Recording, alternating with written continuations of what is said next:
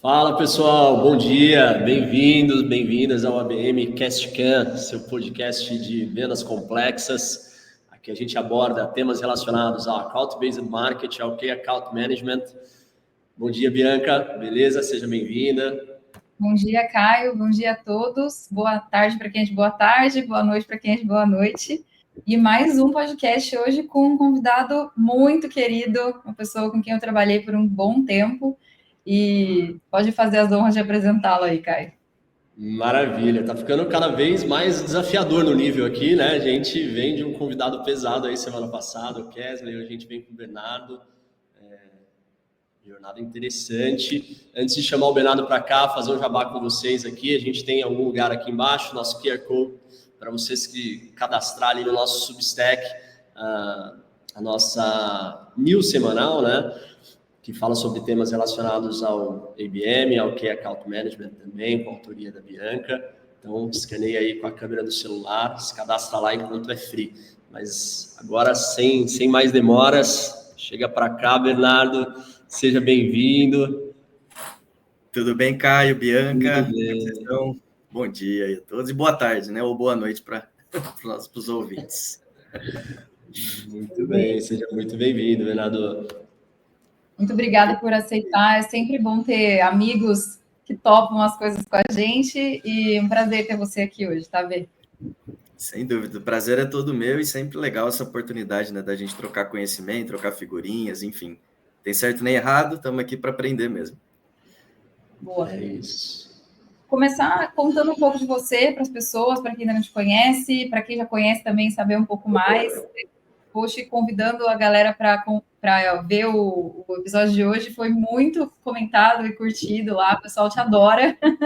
Então, conta um pouco para todo mundo como que é a vida e a jornada profissional, um pouco pessoal do Bernardo, por favor. Perfeito, cara. Obrigado, Bianca, e Caio novamente. Cara, vou tentar consolidar um pouco, porque se eu contar a história toda, tem uns 4 podcasts aí, né?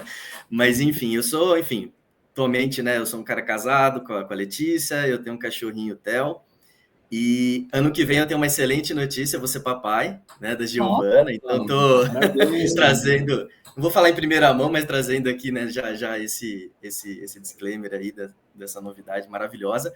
Mas, cara, acho que um pouquinho da minha carreira, em linhas gerais, tá? Eu comecei minha carreira em consultoria, eu trabalhei com 2 ex-professores da faculdade, né, da UEL, onde eu fiz administração. Foi onde eu comecei aquele lado Bernardo de ser um cara questionador, crítico, estratégico e, ao mesmo tempo, sempre focado em olhar um problema como uma oportunidade, né? E não como uma ameaça ou qualquer coisa do tipo. Depois que eu saí, né, dessa consultoria, eu ingressei na Ambev, foi onde eu passei por 4 anos ali da minha vida também, e a Ambev, eu diria que foi a minha primeira grande graduação, né, ou meu grande MBA, e, consequentemente, na Ambev eu comecei a traçar minha carreira comercial, onde eu nunca mais saí. Consequentemente, eu tive um ponto de inflexão ali na minha vida, né, que eu realmente queria ter uma mudança 360, e uma dessas mudanças era estar em São Paulo. E aí eu tive a oportunidade de, enfim, mesmo sendo promovido na Ambev, eu tive a oportunidade de vir para a WeWork. E aí, lá nos meados de 2018, 2019, o mundo chacoalhando, né, em termos de unicórnio, aqueles valuations absurdos e maravilhosos ao mesmo tempo. E aí eu tive a oportunidade de ingressar na WeWork. Fiquei por 5 anos e meio, o que é até um outlier, né, quando a gente pensa em startups em geral, passando por account management, né, foi onde eu realmente fiquei por um bom tempo, depois a área de novas vendas em leasing, e, consequentemente, minha grande aventura ali, que foi a criação da área de estratégia comercial, que foi um marco aí na minha carreira muito importante. E depois eu fiquei um tempinho como advisor, ajudando algumas startups com o fundo de um colega, né, então a gente ali dando suporte para early stage, principalmente, sobretudo estratégia e planejamento comercial. E hoje eu estou na Cove, né, uma startup também de mobilidade, está crescendo muito, e tem um desafio gigante aqui na área de Inside Sales, né, com mais 55 vendedores, então a gente está criando uma máquina de vendas, o que é um desafio também. Mas esse é o Bernardo aí num highlight, né, em poucos segundos. Legal, cara. Que jornada, hein? Mundos completamente diferentes, né, Bernardo? Nossa. Você tem ali indústria ali focado em PDV, né, em equipe que está ali no ponto de venda com a Ambev, e aí depois você vem para o real estate, pega um momento A gente, quando nasceu, a gente estava dentro de um WeWork ali no Jardim das Perdizes, e a gente pegou um momento de pandemia ali, veio do momento startup que você falou, e entrou no momento de pandemia onde tudo sacudiu, né, cara? Conta um pouquinho desse salto aí de Ambev para WeWork. Quais foram os principais aprendizados do começo? Como que é account management mesmo? Perfeito. Início da jornada. Muito, muito legal essa pergunta, porque todos falam, poxa, mas por que você saiu da Ambev, né, uma das maiores empresas do Brasil e a maior cervejaria do mundo, para se aventurar numa WeWork? Ou numa startup, né, que a gente tinha ali meio que uma incógnita, mas a proposta de valor era incrível, né, era um senso de comunidade gigantesco. Cara, eu tenho comigo que tudo na vida é uma questão do risco que você topa assumir, né, e o prêmio que você tem lá na frente. Acho que empresas grandes, você tem desafios, mas é um pouco mais linear, né, só que é aquela coisa, é um transatlântico que se você quiser mudar qualquer iniciativa dentro, por baixo, um ano, ou anos, ou nenhum tempo, né? Você não vai conseguir mudar. Nunca, né? Exatamente. E eu via a Ambev, de verdade, como um ciclo ali de 4 anos, como uma graduação. Literalmente, eu projetei o Bernardo no futuro, falei, cara, eu acho que agora está na hora de uma mudança. E aí, na WeWork, qual que foi o desafio mais interessante? Em 2018, a WeWork chega no Brasil, cria uma base de clientes robusta, né? E um crescimento expressivo. Em 2019, ela começa, opa, eu cresci, mas quem vai cuidar desses clientes, né? E aí, eu meio que fui, eu acho que o número 3 ou 4 dessa área, né? A Nani, que era a pessoa que estava encabeçando, a minha ex-chefe, sensacional, e a gente começou a tocar essa área de account management. Cara, assim, de verdade, Bernardo, o que você sabia de gestão de clientes? Porra, nada, né? Sabia sobre vendas, mas não sabia exatamente como cuidar, né, do cliente. E aí eu me lembro da aventura de cuidar de 120 contas. Eu literalmente peguei um book de contas de 120 na época. Falei, por onde a gente começa, né? Mas, cara, eu posso, assim, né? Depois a gente vai aprofundando. Mas é uma mina de ouro. É uma mina de ouro que muitas empresas negligenciam, né? Ela adora trazer cliente, mas ela não sabe cuidar do cliente, ela não tem ideia do tamanho do dinheiro que está na mesa ali, quando a gente fala de Key Account Management, ou de Account Management em geral. Uhum. A gente comenta muito aqui entre nós dois, eu e Caio, quando a gente conversa sobre as coisas que a gente vai também, que a gente atende os clientes e tal, o quanto é uma esteira mesmo, né? Você traz o cliente com o marketing, a venda acontece, né? Todo mundo gosta quando acontece, e depois você tem que fazer essa passagem de bastão para alguém que vai cuidar da vida desse cliente dentro do seu produto, do serviço que você entregou, para que não fique uma coisa perdida, né? E aí a gente conversou sobre o vendedor muito estratégico, né? Conhecendo muito do que ele faz, da proposta de valor que ele entrega. O que account tem esse papel talvez um pouco mais exacerbado, né? Você tem que entrar dentro da vida desse cara, do cliente, entender como ele vai tirar o suco do que você vendeu, né? Do serviço ou do produto que você entregou para ele, e perceber as nuances de o que mudou na vida dele, o que mudou na vida das pessoas ali, para conseguir realmente ele não ir embora, né? E eu acho que quando a gente vai, né, de um produto B2C, que era lá na Ambev, depois daí você passa por um produto B2B, só que um B2B que tinha um uso das pessoas da ponta, né, que era extremamente também um B2C, sem né? Dúvidas, sem e dúvidas. Hoje, trabalhando, acho que tem um outro panorama, né? Porque eu entendo que você também estava olhando mais para um mercado talvez B2C, né, nesse momento. Queria que você desse uma pincelada, assim, sobre essa mudança, né, de estratégia até de gestão de contas, para quando você fala desses públicos diferentes e como, de repente, montar essa estratégia mesmo, né, para acomodar todas essas necessidades. Perfeito. Bianca, eu acho que sim, na minha visão, tá? Isso certo ou errado, acho que um gestor comercial, ele precisa passar por alguns pedágios na carreira, né? Eu sempre penso que, existe a linearidade, né? Você começa em tecnologia e termina em tecnologia e vai desde uma área de inbound, outbound, depois vai crescendo até chegar, né, em diretoria, VP e tudo mais. Mas eu sempre fui aquele cara que eu gosto de extrair aprendizados. Então, por exemplo, o B2C, o que ele me trouxe de positivo? A intensidade. Você não faz B2C em ciclo de vendas de 3 meses, é ciclo diário. Você abre, né, o desafio do dia, você tem a meta e você precisa buscar. Então, isso te traz um ferramental de processos, de ferramentas muito forte, muito forte. É literalmente sentar com o time, cara, qual que é o nosso desafio, o que a gente tem para hoje, o que a gente vai buscar. Então, você se torna um gestor mais intenso e ativo.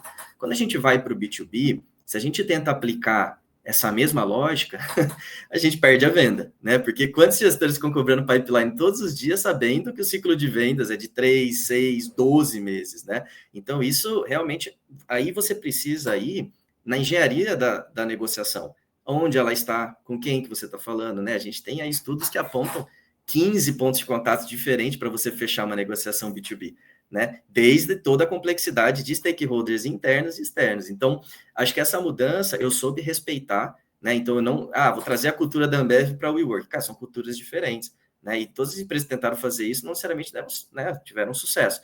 Mas na WeWork, eu acho que um ponto que foi muito legal é o seguinte: eu não esperava o vendedor fechar a negociação para estar com o cliente. Eu já entrava em conversas junto com o cliente, já mostrando para o cliente que ele teria um account manager. Por quê? Você imagina o investimento da empresa, da WeWork, em ter um account manager. É um cara relativamente caro, né? Quando a gente pensa em termos de área comercial. E aí você chega, depois que fecha o contrato, oi, tudo bem? Agora eu sou seu account manager, eu vou tocar a sua conta e daqui 6 meses na renovação, 1 ano a gente se fala, beleza? Cara, isso é o início do fim, né? Então eu já entrava, é óbvio que existiam as zonas cinzentas, digamos, mas ao mesmo tempo era muito importante porque o cliente já vê, opa, eu vou ficar nessa empresa porque eu confio quem vai cuidar. Então isso é profundidade de relacionamento. Então fiquei muito feliz com as mudanças e eu estou aprendendo muito nessas transitoriedades assim de carreira, literalmente. Legal. Legal, cara, que bacana. Vamos continuar nessa linha que você trouxe aqui, relacionada ao que é Account Management. Estava vendo algum estudo ontem que diz que manter e vender para o mesmo cliente é 5 vezes mais barato do que adquirir um cliente novo, né? Total. Então, quando a gente fala de que é Account Management, a gente fala muito em aquisição, em estratégia, as empresas estão muito focadas em trazer novas receitas e tal, mas talvez a gente precise falar mais da importância do que account management, né? Nessa esteira de receita, quando a gente fala de retorno sobre investimento, de ROI. Vou pedir para você contar um pouco dos impactos que você teve quando você fez o salto de que é account management, para começar a olhar para a estratégia ali dentro da WeWork, para a estratégia de aquisição também, né? Perfeito. Liderar outbound, liderar inbound, e aí até puxar um pouco assim, são frentes de growth, né? De crescimento de receita. Como é que você engaja as outras áreas? A gente já falou um pouco em outros episódios, né, Bianca? Com esse propósito de, cara, construir a lista de contas ali, a importância desse nicho de mercado, como é que você traz tecnologia, growth, todo mundo para dentro do mesmo propósito, e os drivers de mudança aí desse seu salto de key account para uma posição mais estratégica. Perfeito, cara. Eu gosto que vocês estão me ajudando até a lembrar as minhas jornadas, né? Porque é difícil olhar para trás e falar, nossa, eu fiz tudo isso, caramba. Mas, assim, eu acho que, olha, cara, sinceramente, mesmo dentro da área de account management, eu lembro que eu sempre fui um cara muito de dados mesmo, eu gostava de fazer os acompanhamentos, não deixava, né, de fazer o que tinha que ser feito. Mas, cara, é muito curioso que as empresas ainda interpretam errado a estratégia. O que elas querem de um account manager? Elas querem renovação puramente, análogo a mais um CX, ou elas querem esse cara, um super vendedor, né, que vai fazer crescimento e tudo mais. Só que isso não necessariamente está alinhado com as metas, né? A gente tem um desafio muito grande, é muito fácil metrificar novas vendas, né? Você vai me trazer tanto de receita e beleza. Agora, como que você metrifica uma base de renovação e uma base de crescimento? Então, cara, só que olha que curioso, quando a gente começou a ver o impacto do time de account management na WeWork, proporcionalmente ao time de novas vendas, porque no primeiro momento era, beleza, a parte da receita vem de renovações, ok. Quando a gente começou a ver os upsell, cara, muito dinheiro, porque eram clientes estratégicos que estavam crescendo com um time que inicialmente estava fazendo a retenção. Então a gente começou a ter uma expressividade no resultado muito, muito grande, e é isso que drivou o time a ser mais ativo. Poxa, calma aí, eu vim para renovar e agora eu já estou fazendo crescimento. Claro, existem perfis, né? Nem todos estavam aptos a poder fazer isso. O que acontece? Na cadeira de estratégia, o que a gente começou a ter um pouco mais de entendimento? que outras empresas também erram muito. Cara, quem que é o nosso ICP, né? Ah, eu quero vender para todo mundo, mas a Bianca sabe, quem tem condição de bancar uma WeWork? Não são todos os clientes. A WeWork, ela não é a mais barata e porque ela tem um posicionamento premium. Então, se você quiser vender para todo mundo, talvez você vai ter uma restrição de budget muito forte. Quem são os nossos clientes? Olha, fintechs, startups que estão capitalizadas, empresas de tecnologia que precisam de um cenário mais flexível. E aí a gente começou na área de estratégia a trazer uma visão de ICP por clusters. Jardim das Perdizes, quem que é o tipo de cliente, qual que é o tipo de cliente, Faria Lima, quem são os Faria Limers, né? O tipo de cliente que a gente tem por lá. E aí a gente começou a ver, Caio, o impacto quando você faz um planejamento do time de Key Account Management. Ou seja, por baixo, cara, 30% ou até um pouco mais das vendas, né, que a gente fala, vinha desse time, ou até um pouco mais. Então, você vê, né, você sai de uma impressão de 0 para uma impressão de 30% e counting, né, e subindo esse número meio que trimestre a trimestre, né? Então, muito legal essas visões. Boa. A gente comentou mesmo em algum dos nossos podcasts como fazer a clusterização, né? Como é que você separa e determina que uma conta é chave, tanto para aquisição, no caso, quando a gente está falando de ABM, seja para a gestão da conta, quando a gente já está falando de Key Account.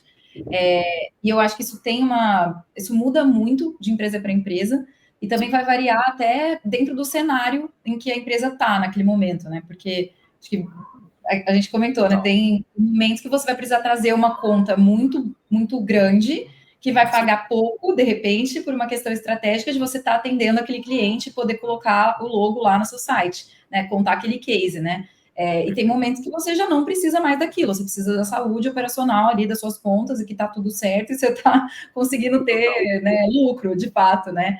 E eu queria que você trouxesse sua visão, assim, e até não só da sua carreira, mas do que você conversa até com seus pares, de coisas que você entende ser desafiadoras para um gestor que vai pensar nisso e vai precisar convencer a camada de cima, né, de algumas questões para poder justamente colocar para rodar aquilo e ter Sim.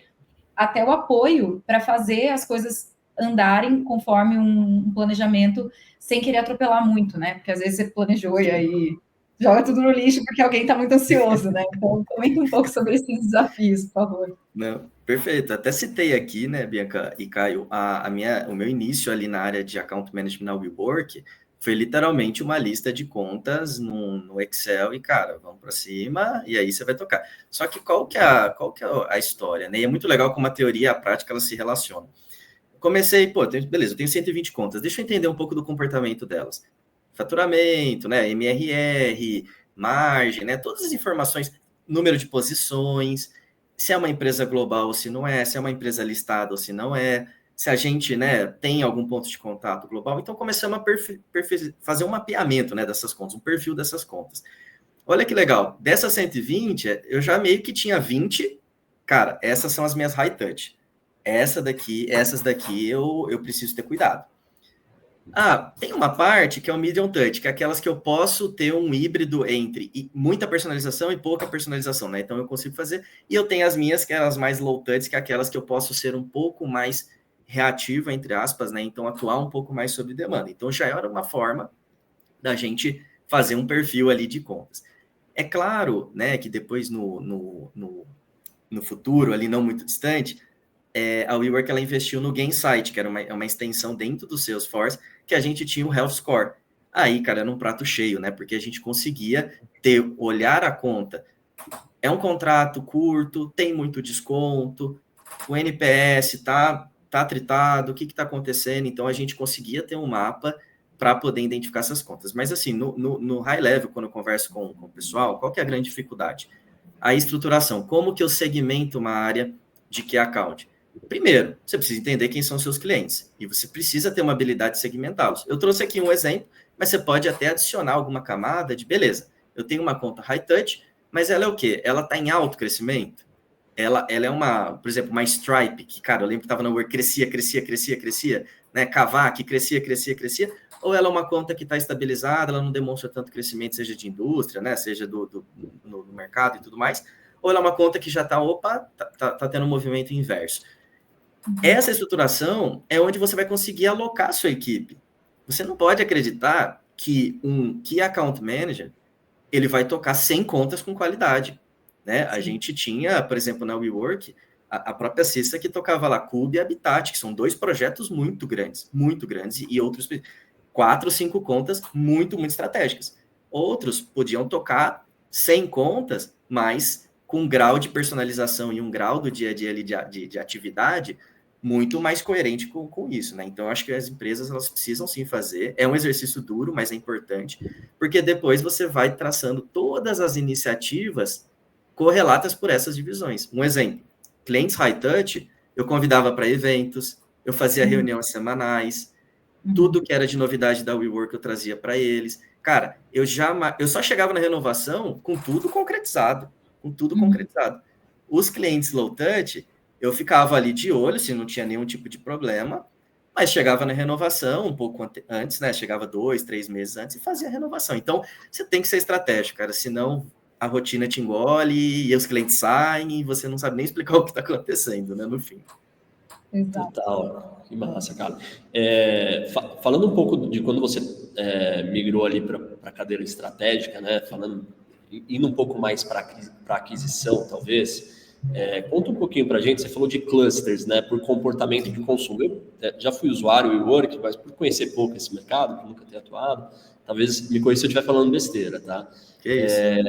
Mas tem um comportamento que você falou, pegou o cluster para a gente estudar, a gente formou uma squadzinha, sei lá, para estudar o comportamento do perfil de cliente da Faria Lima, que é o perfil de cliente da Jardim das Perdizes, talvez seja um cara mais Pompeia ali, né? Sei lá. Sim, então, sim. Isso impacta, mas eu queria a sua visão de nichos de mercado, por exemplo, né?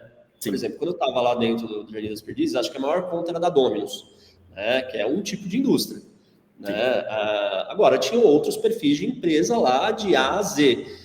Existia uma importância dessa squad, dessa área de aquisição de clientes, estudar um pouco mais e ser especializado em nichos de mercado? Por exemplo, eu sou um Key Account, um Hunter, um Outbound, que sou especializado em varejo. E eu sou especializado, o outro que é especializado em serviços, o outro que é especializado em finanças. Existia essa necessidade?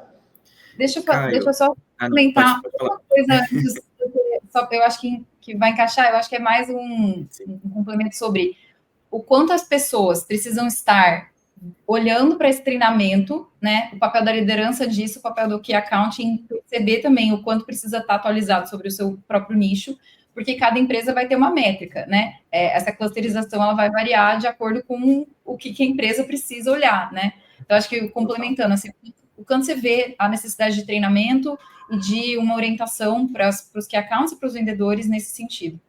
Perfeito. Excelente ponto. Eu vou trazer aqui uma linha um pouco histórica e rápida para depois fazer alguns contrapontos. Mas no primeiro momento, quando a gente, né, em estratégia comercial, o que acontece? Acho que Bianca sabe bem isso e Caio. Existe um cenário WeWork com ocupação baixa e um cenário com ocupação alta. A clusterização, num cenário de ocupação alta, ela não passa a ser tão inteligente. Por quê? Porque você tem menos oferta, então os vendedores eles precisam estar se dividindo para vender aquele residual. 80% de ocupação, eu vou vender 20% ali que está sobrando. Agora, com 50% de ocupação, cara, não dá para todo mundo vender tudo. E a gente se encontrou num cenário como esse. Os vendedores meio que todos vendendo os 32 ativos da WeWork na época, e isso gerou uma confusão, porque como que eu converso com cliente de Perdizes e da Faria Lima, um é mais sensível a preço, o outro, ele aceita o preço, com poucas negociações você consegue, mas ele às vezes é até mais exigente também, eu quero sala com janela e tudo mais. Só que o que a gente fez? A primeira vez que a gente clusterizou, a gente errou, porque a gente clusterizou vendas, mas não casou com as outras equipes. A gente não... O vendedor, né, o que acontecia? Então, ele estava ali no prédio, presente, fazendo, né, todas as negociações, mas o account manager, que era o par dele, estavam com outros prédios, e os gestores de comunidade, que eram os gerentes dos prédios, meio que também com outra divisão de prédio. A gente falou, cara, ninguém está falando com ninguém aqui, tá muito estranho. Daí acho que um dos grandes projetos que eu fiz, até mesmo antes de sair, foi essa consolidação do cluster por times e parceiros. Então, por exemplo, o time de vendas, o vendedor ele teria ali um vendedor de small SKUs, né? Então buckets menores, 1 a 5 posições, um outro que venderia 10 a 30, um outro 30 até 99 e um de vendas grandes. Só que, à medida que esses buckets iam crescendo, a amplitude de prédios que eles tinham possibilidade de vender era maior, porque eu não podia focar no você vai vender um andar só nesse prédio, é muito, né, muito discrepante. Mas os de vendas menores, eles precisavam ser craques nesses prédios específicos. Só que o que é legal? O time de comunidade também a gente sabia quem era quem, os account managers também a gente sabia, então o vendedor já fazia a venda e já sabia, olha, vai para esse account manager. Opa, olha que legal, eu já consigo ter um pouco mais de personalização. Então, respondendo, Caio, a tua pergunta, a gente fez um nível mais de divisão para que o time não saísse do vender tudo para vender algo, né, mais específico, mas a criação de verticais por indústria, ela não se mostrou ali eficiente ou suficiente até certo ponto, né? Outras empresas eu entendo que tem ali você vai cuidar só de parte financeira ou agro, né, ou tudo mais, mas na WeWork a gente entende. Agora, a gente fazia assim especialização por tamanho de negócio, porque quem vendia 1 a 5 posições, você imagina, agora vende aqui 2 andares aqui para esse cliente, aí ia dar uma confusão danada, né? Porque o ciclo é totalmente diferente. E a Bianca bem trouxe as metas diferentes também, os desafios diferentes, enfim. Isso foi bem legal de participar desse projeto. Boa. Legal. E como que, agora indo para um cenário, né, um pouco mais B2C, totalmente, né, você está cuidando de Inside Sales, que tem ali eu entendo o time de Inside Sales como um time extremamente estratégico, que às vezes é exigido ali um contato mais rápido, de repente, com o cliente, mas que é muito importante para você engajar aquele cliente e entender de fato, né, o ICP, né, o momento ali. Se eu acho que chegar para os vendedores, né, um lead que não está exatamente no momento ideal de compra pode ser bem contraproducente, né, pode atrapalhar um pouco ali todo o contexto desse time também de vendas que tem ali suas metas, suas coisas para fazer. Então, eu queria que você desse esse olhar de hoje, como que tá, e de como você vê mesmo isso, né? Porque aqui também, quando você estava na WeWork, você também participou bastante do time ali de Inside Sales, então, comentar um pouco esse contexto desse pessoal aí. Perfeito. Acho que o meu desafio hoje, ele coincidiu com todas as experiências passadas, né? Consultoria, Ambev, WeWork, a área de estratégia, que eu comecei com estratégia, depois eu peguei inbound e outbound, né? Então, até a criação da área de outbound, isso foi muito legal, porque, novamente, né? Até toquei no início dessa conversa, o gestor, ele precisa ter essa ousadia. Eu só fico aqui na minha zona de conforto. Cara, quem escolhe startup, tá apetite ao risco, né? É assim que você cresce, é assim que você se desenvolve. Na Cove, se fosse o Bernardo do começo, eu tocaria Inside Sales de uma forma muito diferente. Seria quase que, lead, o que está acontecendo? Tá. Hoje, eu já olho Inside Sales de forma muito estratégica. Por quê? Mesmo no B2C. Primeiro, é um time grande. Então, eu já consigo trazer algumas análises mais complexas até de equipe. Cara, quem são meus vendedores top performer, quem é o meu quartil já que eu preciso ter um pouco mais de cuidado. Só que o que é legal? Todos os dias a gente está inteirando com o time de growth e com o time de produto. Por quê? Se você faz um disparo, por exemplo, de CRM no dia, a demanda ela aparece, porque o B2C ele é muito intenso. Se você falha em algum tipo de disparo, a demanda cai. Só que aí eu tenho um time lá, eu preciso de lead, quero vender, né? Preciso vender. Então, e aí o que é mais interessante? Cara, mas qual que é o perfil do lead que está vindo? A Cove mesmo, ela abriu um mercado que era muito carente, né? Um motorista de aplicativo que estavam nas plataformas 99, Uber e etc., mas não tinha acesso ao carro. Opa, vamos abrir acesso.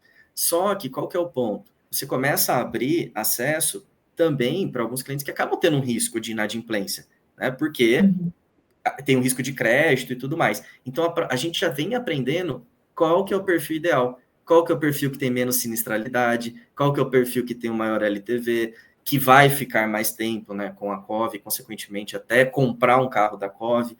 Então, isso, Inside Sales puramente gera esses insights. né? E a gente também consegue saber muito fácil, olha, erramos a mão aqui, tá vindo clientes da onde a gente não atende, por exemplo, cara, São José do Rio Preto, cidade dos meus pais. Não tem COVID. Por que tá vindo? O que tá acontecendo? Como é que ele foi impactado? Então, aqui é vendas gerando insight a todo momento. E eu sempre falo, vendedor que não gera insight recebe top-down. Porque se ele não tá gerando, alguém tá pensando por ele, e esse alguém às vezes não tá conectado com o dia a dia e vai receber esse top-down. Então, assim, é muito legal. Eu posso dizer que eu estou usando todo o ferramental que eu aprendi, assim, nesses últimos anos. Só para complementar a resposta, eu queria saber como é que é a rotina de vocês, né, para poder passar esses insights para a diretoria, para um C-level ali, que para fazer sentido o que está sendo feito e até olhar para os erros, né, digamos, esses erros de às vezes um CRM, um anúncio, enfim, e corrigir rápido, porque acho que também é uma coisa muito necessária, né? Perfeito. Bianca, a rotina, até trazendo o ponto da Ambev, a gente traz um ritmo diário e um ritmo de fechamento semanal. Então, por exemplo, na COV a gente fala por semana. Então, eu reporto meus resultados por semana. Por quê? Se você esperar um mês, é muito tarde. É muito tarde. Então, o que acontece? A gente tem uma comunicação síncrona ou assíncrona no dia a dia. Eu sempre passo um reporte ali para o time de growth. Olha, foi assim a demanda ontem, a minha conversão, a venda do time, e a gente já entende os desvios. E aí, quando fecha a semana, né, a gente já tem as reuniões de growth, que aí envolve Revenue Ops, envolve Growth, né, em geral, o time comercial, para a gente discutir as estratégias. E, cara, o que é legal? A gente aplica muito Growth Hacking também. Cara, boto um call to action aqui desse jeito ou não, boto o botão, coloco o botão do WhatsApp no site ou não, e isso tudo, né, acaba esbarrando no time de site sales. Então, eu diria para vocês que, assim, rotinas mais intensas, até na WeWork, os fóruns não eram tão, eles eram um pouquinho mais espaçados, né? Então essa é a diferença, mas para mim é muito legal porque eu vou medindo a temperatura com muito mais facilidade, né? E aí, enfim, temos a reunião mensal para apresentar os resultados, mas não é nenhuma novidade, porque se a gente está acompanhando dia a dia, cara, eu com o meu time mesmo, ó, o resultado de ontem, o que a gente precisa fazer amanhã, tudo mais, e as estratégias, então é uma academia, eu diria, literalmente. Não pode ser uma surpresa para ninguém, né, meu? Cara, não tem como, porque, assim, sinceramente, eu entendo o B2B, ele é mais complexo. Apesar de haver padrões, é uma venda mais profunda, mais verticalizada, então tem uma questão diferente. Agora, quando você vai para o B2C, o perfil do cliente, ele é mais uniforme, as objeções, elas são muito parecidas, os leads, eles são distribuídos meio que muito parecido, então, assim, se tem um vendedor que está performando muito e outro que não está performando, a gente consegue identificar isso muito, muito, muito rápido. Assim, poucos KPIs que você usa ali que você consegue identificar. Sim. Que massa. Aproveitando esse ponto aí de gestão, Bernardo, você atua ali pela Ambev, aí você foi que é Account Manager, saiu de uma cadeira que você, na WeWork, né, iniciando como Key Account, para uma cadeira mais estratégica, onde você deixou de ser o cara que traz o resultado, passou a ser um cara que cuida das pessoas que trazem o resultado, né? E aí, falando das pessoas que trazem o resultado, eu acho que isso é um salto importante, né? Nossa. É muito diferente o dia a dia de uma coisa e de outra, né? Nem sempre o melhor vendedor é o melhor gestor, né? Às vezes você perde duas vezes, né? Total.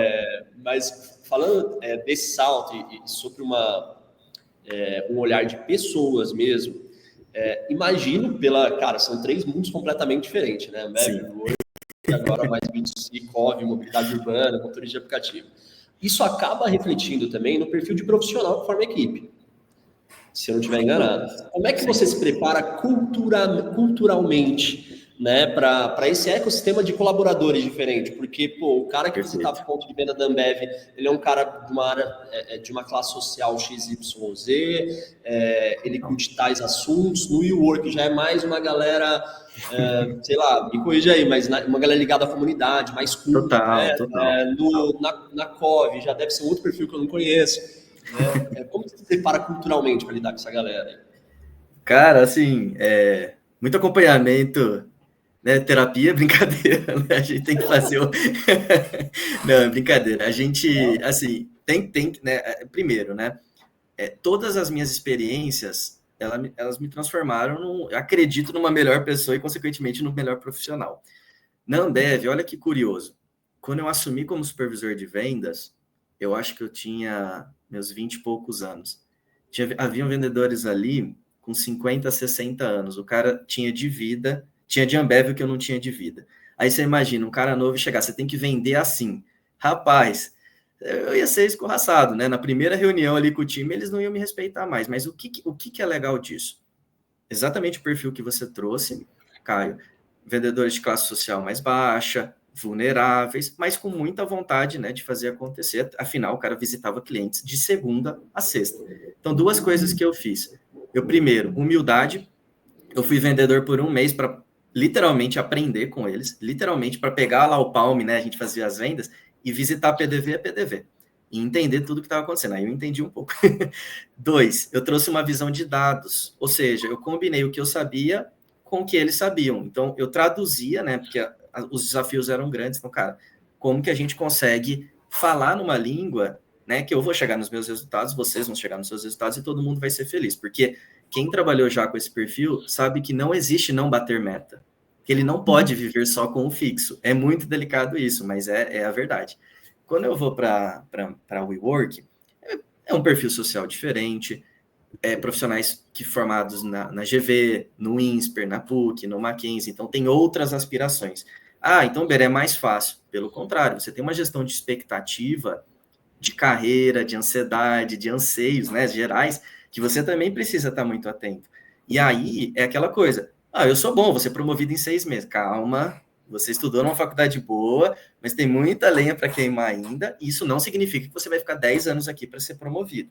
Então, tem uma questão, mas é aquela coisa, a cobrança existe, as expectativas precisam ser muito claras. Independente do perfil, todo gestor precisa ter expectativa clara. Se você não entregar, quais são as consequências, cara? A pessoa é legal, o comportamento é ótimo, mas não bate meta. Opa, beleza. E o inverso também não pode funcionar. Na Cove, eu me encontro num cenário muito parecido com o da Ambev.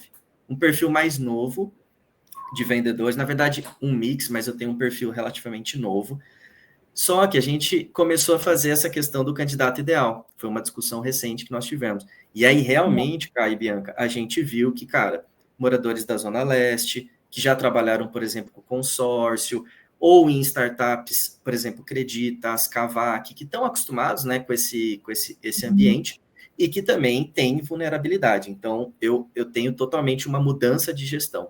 Mas, novamente, a gente aplica, do momento que a gente faz o processo, um role play. Isso aqui é HubSpot e Sales Acceleration puro, tá? Para quem já leu esse livro, checklist ali, cara, foi bem, não foi bem no role play, passa onboarding de 8 dias e faz ainda mais o onboard de 30, 60 e 90. Então, assim, o perfil é mais simples, a empresa é B2C, opa, tô aplicando tudo que eu vi na teoria. Então, assim, isso que é muito legal, assim, você pode aplicar. Enfim, resumindo, né, tudo, sucesso do gestor é o sucesso do time dele, cara. Isso é... eu sou muito bom batendo meta, eu bato 500% todo mês. Beleza, eu te dou um time, você bate 60%. E aí, qual que é o desafio, né? Então, nem todo mundo tá pronto mesmo para ser gestor, realmente. Legal. A gente conversou com o Kesa, ele falou bastante sobre essa parte de recrutamento, né? Que da Hamper ele adotou um sistema mais também rápido, que identifica alguns pontos e também entende rápido se a pessoa não está indo bem, né? Eu queria, não talvez o que você está praticando agora, eu sei que você chegou há pouco tempo até, né? Mas qual que é a tua visão mesmo sobre isso, pensando em ser um bom líder e até ajudar o vendedor? A gente tem essa coisa, né, é uma carreira que você pode começar até meio sem experiência, porque você vai ter que pegar muito rápido as coisas, mas existe uma forma de você crescer muito, né? Então, acho que ter essa responsabilidade de entregar para uma pessoa que está chegando um caminho, né, para que ela se desenvolva e até ganhe mais repertório, melhore o jeito de falar, a comunicação. O vendedor que fala e escreve mal é complexo, né? Mas a gente às vezes precisa dar um passo para trás para permitir que essa pessoa chegue, né, onde a gente quer que ela chegue, e queria um pouco da sua visão sobre isso, né? E de como você... Os desafios também, né, que eu acho que existem aí nessa geração e nesse momento em que estamos. Sem dúvidas. Nossa, esse eu acho que é o maior desafio. Eu estou há quase 3 meses na Cove. Eu digo que 3 meses, você já sabe, né? Multiplica aí por quase, dá quase anos, né? No mundo da startup. Mas o que é legal, assim, eu entrei, o time, ele tinha um certo tamanho e agora a gente passou por realmente uma sequência aí de entrevistas e de crescimento muito grande. Mas o que foi muito legal? E aí entra a estratégia. Todo mundo precisa estar conectado. Por quê? É muito comum a gente cair naquela vala de, quem é responsável pelo processo seletivo? O RH. Beleza. O RH vai te trazer um perfil. E aí, quem que vai tocar esse perfil no dia a dia? É o gestor, né? Então, você precisa ter corresponsabilidade, ou, na verdade, a responsabilidade pelo sucesso ou fracasso daquela contratação. Então, a gente foi, né, junto com o time de recrutamento e seleção, olha, tá aqui o nosso perfil ideal de candidato com base nas performances atuais e com base no que a gente está vendo que a gente precisa. Uma característica que a gente percebeu, precisa gostar de falar com o cliente no telefone. Isso é matador, porque imagina você explicar, né, para um cliente, mas o produto é assim assado pelo WhatsApp, né, pelas ferramentas. Cara, às vezes o cara tá mandando áudio, ele quer, meu Deus do céu, me liga, fala comigo, e a gente tinha alguns perfis que não gostavam de fazer isso. Enfim, resolvemos o perfil, como que eu provo a ligação? Roleplay. Aí no roleplay a gente faz uma rodada, dá um feedback e o candidato faz outra rodada, a gente apura isso no score, aprovado, né, faz talvez uma última entrevista se necessário, e entra. Entra vendendo? Porque a B2C é mais fácil, é mais rápido? Não. Entra na escola Cove. Fica lá 7 dias treinando, entendendo, playbook, proposta de valor e tudo mais. Depois ele vai para o campo. Foi para o time, a gente faz um modelo de Ramp-Up Agile, que aí é literalmente ir acompanhando essa evolução. Esse é um modelo que a gente está inteirando, mas está aprendendo, e vai acompanhando essa evolução. Acabou o período de experiência, a gente define, está pronto ou não está pronto. Só que nesse meio tempo, em paralelo, eu já sei se ele está indo bem, se ele não está indo bem, eu consigo ver a performance, eu consigo ver tudo isso. Desafios. O turnover é mais alto na indústria, né? Não só na indústria, mas em áreas de insight sales, quem foi gestor de insight sales sabe disso, mas você precisa ter uma máquina muito ativa, sempre buscando candidatos, retendo, buscando, porque as pessoas se desenvolvem, ou elas crescem na empresa, ou elas saem da empresa. Então, é muito comum isso acontecer. Muito bom. E você falou, achei legal um trecho que você colocou, que assim, se a gente deixar para o RH trazer convidados, não porque o RH não seja bom, mas ele não está no dia a dia da operação de vendas, né? Agora eu vou fazer uma pergunta paralela a essa, né? Do ponto de vista de tecnologia, né? De tech stack, de pilha de tecnologia, se a gente deixar para a área de tecnologia trazer o melhor CRM, ele vai trazer o melhor CRM ou a melhor tecnologia do ponto de vista dele. A gente já conversou com outro candidato que a gente falou muito sobre isso. Candidato não, perdão, outro entrevistado. E já estou no RH. Já estou numa entrevista aqui, hein? Já estou imerso. Mas assim, sobre um ponto de vista de operação de venda, qual que é a importância da tecnologia, de escolher as tecnologias certas para aquele contexto, né? O contexto B2C é um, de novo, o contexto do B2B é outro. Sobre um ponto de vista de usabilidade mesmo, acho que essa tem que ser a ótica, né? Qual que é a sua visão sobre a importância da tecnologia dentro desse processo e de cada cenário particular? Nossa, cara, essa pergunta é excelente, é difícil, mas é excelente porque quem já fez estratégia comercial, seja em go-to-market, em revenue ops, sales strategy, cara, sabe a epopeia que é fazer as pessoas usarem o CRM, né? É muito difícil, mas é difícil porque a gente dificulta também. Porque eu chego pro vendedor e falo, preencha aqui, ó, esses 14 campos, né? Além de fazer a venda, e além de fazer isso, e além de fazer aquilo, e aí a gente vai ter aqui tudo bonitinho dentro do CRM. Por quê? Às vezes a gente dificulta. Tem empresas que não estão no estágio de ter Salesforce, HubSpot, são as Ferraris, né, do mercado. Então, comece mais simples, mas comece estruturado. Porque se você só usa para fazer Kanban de oportunidades, né, passar lá do Qualify para o Selling, do Selling para o Negotiate, cara, tem ferramentas que fazem isso, mas se você já está num grau de maturidade, num ticket alto e tudo mais, aí você pode ir para essas soluções. Mas o que eu acho que é o mais importante? É realmente a gente ter a humildade de falar, cara, esse campo aqui, para que eu vou usar? O porquê que eu vou usar? E isso, muitas vezes os times de tecnologia negligenciam. Os caras têm habilidade técnica, eles têm o conhecimento, eles sabem de A a Z da ferramenta, mas e o usuário? Quem está usando ali na ponta? Você já falou com eles? Você já ficou ali? Eu sempre, cara, acho que, assim, Caio, de verdade, todo mundo que entra nessas áreas fala, cara, conversa com os vendedores. Eu vou te dar ali os top performers, né? Se você quiser falar com eles, mas faça uma investigação, entenda se é necessário ou se não é necessário. Outro ponto, na WeWork isso era muito legal. Quando era na equipe global, eles envolviam key performers de account management, de leasing das áreas, para participar dos fóruns, das melhorias e do que poderia ser implementado. Então, isso era muito legal. Participei de alguns desses que era realmente dando opinião sobre, olha, cara, isso aqui é muito legal de ter, isso aqui não faz tanto sentido, nos Estados Unidos vocês usam mais, aqui a gente usa menos. Então, essa interação é muito, muito importante. Só que isso só acontece se tiver sinergia dos objetivos. Se ficar os silos, né, cada um olhando para um canto, não funciona e gera aquela famosa entropia, né? Ninguém olha para todo mundo olhando para tudo e ninguém olhando para nada e para o que importa, né? Que é a empresa crescer e vender mais. Né? Muito bom.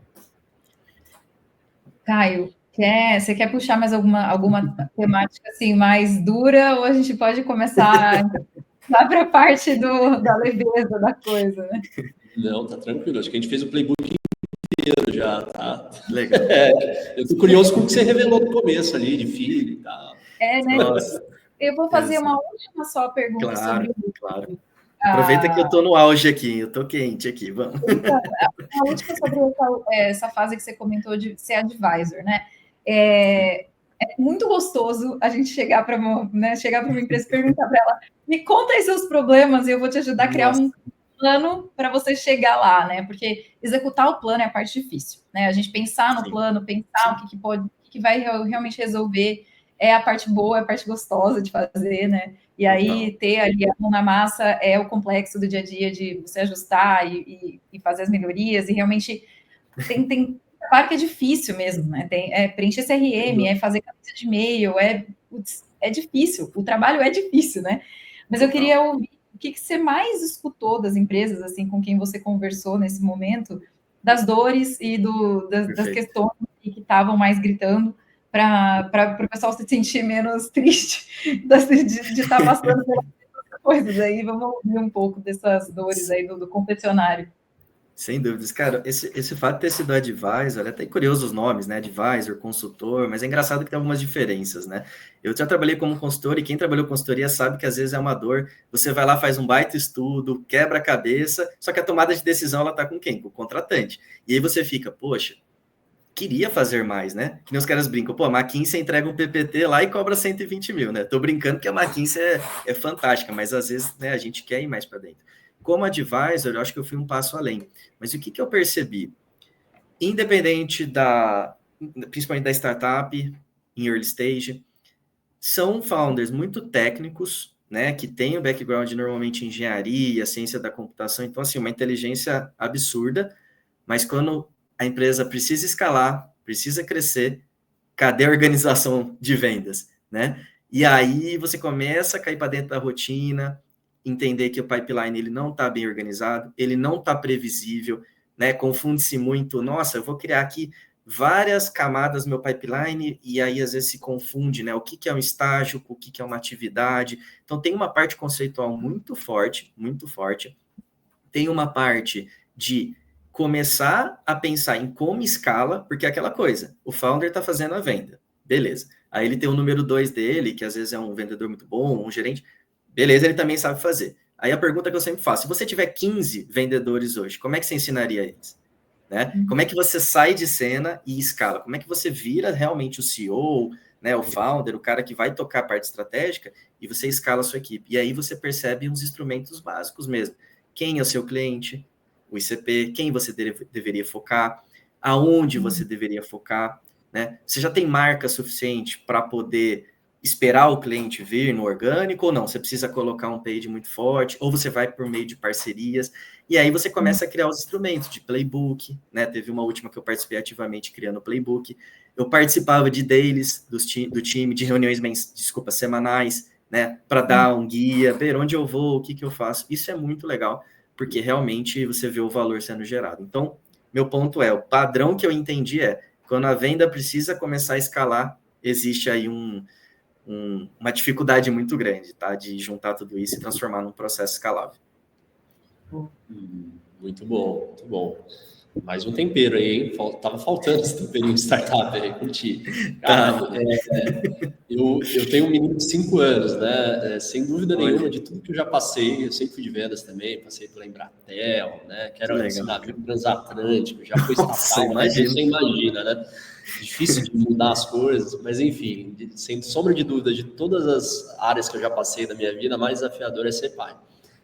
E a mais gratificante também, é proporcional. Então, tô animado com essa novidade que você trouxe. Imagino que as suas experiências liderando pessoas, você nem descobriu isso ainda, mas isso já vem te lapidando como pai. Né? Olha, que legal. Mas você vai descobrir. Não, essa é o que eu falo. Né? Você vai ver que você, por exemplo, eu não tive tanta experiência de liderança, né? Então minha jornada de aprendizado foi mais puxada. Agora quero que você me conte a via inversa. O que da vida pessoal do Bernardo ajuda ele na vida profissional, sabe? Talvez um lance de equilíbrio. A gente sabe que o Bernardo profissional, a gente já falou, né? 50 minutos aqui de quem já pegamos um resumo aqui, né? Mas da vida pessoal, o que você curte fazer? Conta coisas aí que te ajudam, por consequência, na vida profissional. Nossa, Caio, muito legal. E que bom ouvir, né, que é aquela coisa, né? Vou ler livros sobre ser pai. Aí eu viro pai, né, de fato. Então a gente entende que, enfim, eu vou ter que esperar em maio ali de 2025, mas cara, notícia mais feliz da minha vida, assim. Profissionalmente já conquistei tudo. Pelo contrário, quero crescer, quero continuar crescendo, mas é algo que eu falo que tem uma janela ali de oportunidade na vida, que essa é a mais importante. Mas, cara, por incrível que pareça, não parece, tá? Mas eu já tentei ser jogador de futebol. E realmente eu joguei alguns times, já tive uma carreira, jogou no São Paulo, no Corinthians? Não, mas já joguei em times do interior, né? Enfim, já tive a minha carreira. E aí, acho que qual que é o ponto que me empolgou, cara? Na época que estavam todos os adolescentes, os garotos indo para balada, saindo, aquela coisa, eu ia jogar e treinava. Então, isso já me criou uma noção de hierarquia. Poxa, o treinador é o meu chefe, os meus colegas são meus pares. Claro que eu não fazia essa analogia na época, né? Eu faço agora porque eu tenho isso muito mais cristalino. Isso foi me gerando uma noção de compromisso. Então, acho que a Bianca, né, trabalhou comigo, sabe que sou um cara muito focado, né? Eu gosto de trazer isso para o trabalho, mas com equilíbrio, de lidar com pessoas. E, poxa, Bianca, como é que você lida com perfis diferentes? Futebol. Eu lidava com perfis, né, socioeconômicos diferentes, com ambições diferentes, né? Uns deram certo no futebol, outros não deram certo no futebol. Então, a maioria não deu certo no futebol. É muito difícil dar certo. Mas isso eu carreguei para minha carreira. Então, eu sou um cara muito comprometido, muito focado e respeito esse processo. Né? Eu nunca cheguei como gestor e falar, nossa, estou 100% pronto. Essa experiência da COV mesmo, cara, fiquei refletindo, olha, será que eu vou conseguir, será que eu não vou? Apesar da experiência, né? Então isso é muito interessante. Agora, na vida pessoal, eu sempre procuro ser um cara tranquilo, assim, estar com a minha família, eu não sou tão rodinha nos pés toda hora, tem que fazer alguma coisa, eu prezo pelos momentos em casa, porque é onde eu consigo descansar, onde eu consigo botar minha cabeça no lugar. Então, estando com a minha família, já é um porto seguro, assim, literalmente. Estou sempre lendo, né, buscando, entendendo, aprendendo. Enfim, eu acho que, assim, eu tento equilibrar, cara, porque a rotina é muito pesada. É muito pesado. Do momento que liga o computador, do momento que desliga, às vezes é de segunda a sexta ou de segunda a sábado. Então, eu preciso fazer esses momentos ali que eu brinco de qualidade com a minha família. Gosto de filme, livros, documentários e tudo mais. Mas é isso, sou um cara 100% assim, família, amigos e tudo mais.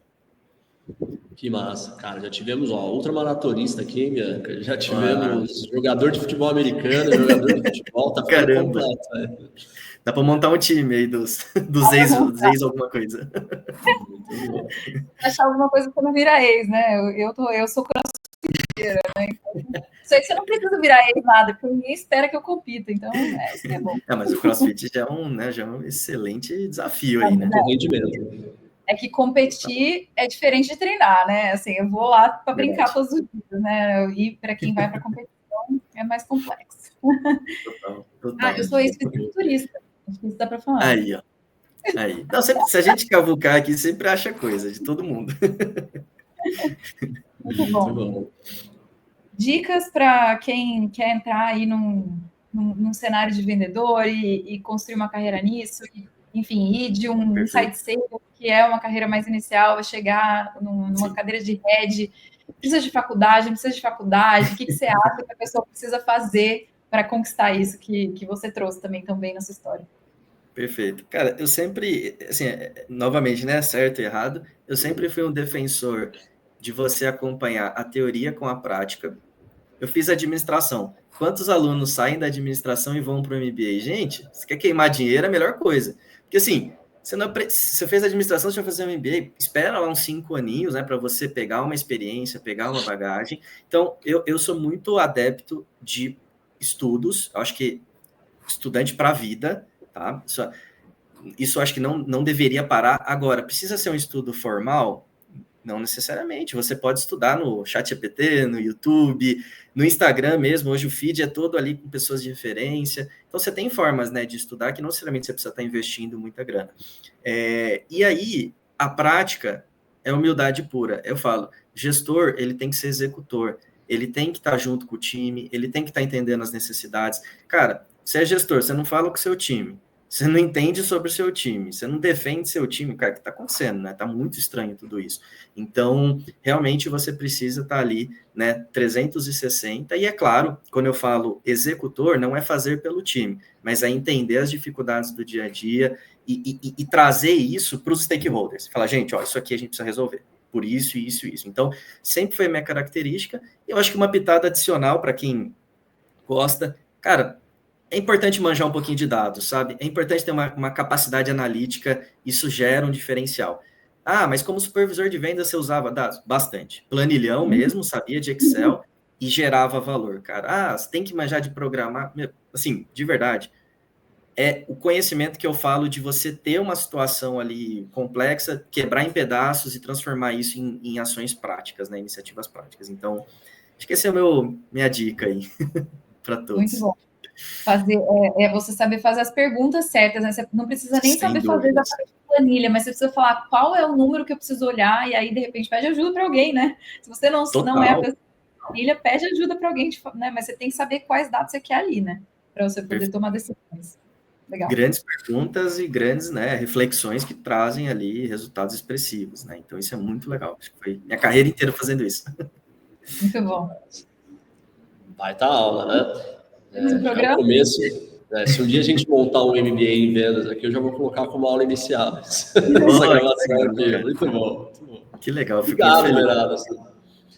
De verdade, obrigado pelo convite aí, obrigado pela transparência, clareza nas informações que você trouxe aí, principalmente simplicidade. Consigo perceber que você tem uma simplicidade muito, e acho que isso é skill, core business do skill do líder, né? Total. Feliz com a sua participação, eu só tenho a agradecer aí e fico na expectativa da gente ter mais rodas de conversa como essa. Com certeza, cara, eu fico muito honrado, é o primeiro podcast que eu participo e me senti muito à vontade, né, e é exatamente isso, né, uma roda de conversa, ela tem que ser orgânica, ela tem que ser produtiva, e a gente sair aqui, às vezes a gente entra no assunto, vai para outro, volta, mas no fim tudo se conecta, né, então, agradeço demais aí pela oportunidade, enfim, né, Bianchi, Caí, pelo convite, espero vê-los em outras ocasiões aí, com certeza. Eu também, ganhou com certeza mais alguns fãs aqui, depois de ser... Muito virar obrigada, influencer, né? Imagina. O TikTok tá te perdendo. Deus me livre. Deixa longe lá. É isso, muito obrigada quem assistiu até aqui e até semana que vem. Valeu, gente. Valeu, galera. Tchau, gente. Tchau.